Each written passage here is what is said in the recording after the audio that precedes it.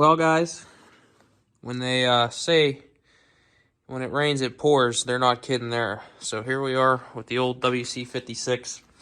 I think we had talked about the last time about a water pump leak that I was going to address. So fast forward a week, we did get a water pump, and that leak was addressed. It did take... I do work on cars for a living, actually BMW, so I do know what I'm doing. But this old flathead has kind of been kicking my butt. It took twice for me to be able to get that water pump sealed up correctly. I think the first time I had kind of folded the gasket in on itself, so when I started it up, it started leaking. So the second time I did, I got it to seal up, only to for more issues to occur, I should say. What we ended up having to do here is, obviously you see the cylinder head has been pulled off. It's actually started leaking coolant out of the cylinder head gasket. Hoping, fingers crossed, it was just a cheap gasket and that's why it started to leak. Looking at it, I see no cracks in the block. There's never been any coolant in the oil, so that's why I'm not too overly concerned with it. I'm hoping to find a good quality head gasket here. I may send the cylinder head out to be checked, but running a straight edge over it as well as the block, I'm seeing nothing too concerning. Luckily, taking a cylinder head off one of these old flatheads is pretty straightforward.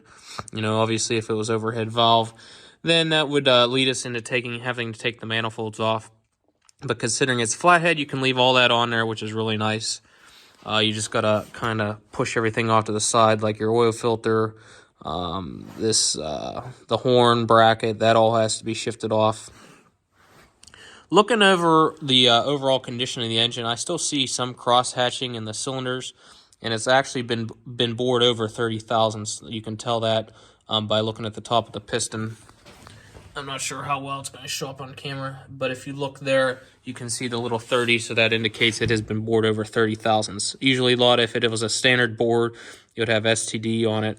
But it does look like it's been bored over 30 thousandths, so that's a plus. Looking over the cylinders, like I said, I'm not seeing any scoring. I ran my fingernail across all the cylinders.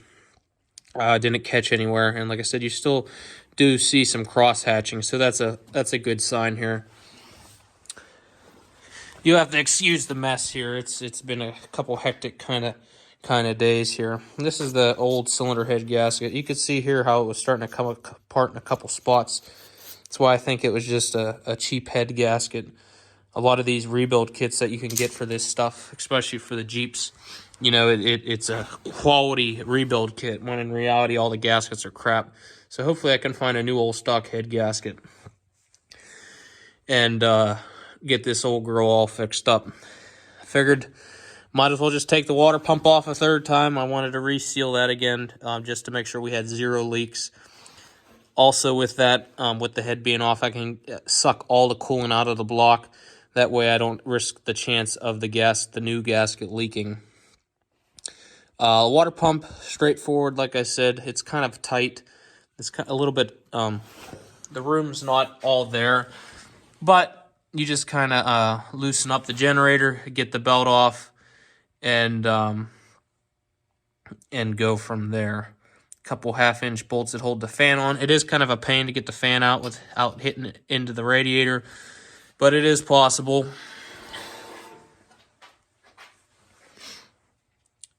So hopefully we'll get some parts on order tomorrow, and maybe next weekend I'll be able to get it back together. I did take it on its first test drive up the road to the gas station. We unfortunately did break down. I was sitting there talking to a fella, and I was putting gas in it, and I heard it shut off, just like you turned a key off. So right then and there, I knew it lost its spark. But I did fill it up with gas, continued my conversation like nothing had happened, kind of kept my cool, and then when he walked away, I knew I had issues. What I ended up doing was I actually called my neighbor. I have great neighbors, luckily. He brought me a piece of wire, some crimpers, and I actually jumped power to it from the horn. So if you ever have to hot wire these old trucks, the good way to hot wire it is take the hot wire from the horn and just run it straight to the ignition coil. Not ideal, but it did get me 5 miles back home. So I think there was probably, like, the wiring in this truck's all original, so that kind of has me a little leery. But what I ended up doing was I actually ran a new wire from the kill switch, the ignition switch on the dash, up to the coil. Tucks it in nice and neat so you'll never notice it. But that way we know we have a good solid power source to the ignition coil, because that's probably the most important thing on this truck. If you don't have power to your coil, the engine's not going to run. So we had that little incident, and then it started leaking coolant from the head gasket. So we got her home, and this is where we're at now. With some other tech tips with this, the studs that do pull out, they do all go into cooling jackets. So you want to make sure you get good sealant on those threads once you put them back in the block. Obviously, if you don't seal them, they'll start to leak around the head nuts. So you want to get that taken care of. But like I said, fairly straightforward job. Like I said, hopefully here in the next week we'll be able to get back together and do a driving video. Now that it's getting a little warmer outside, the roads will clear up.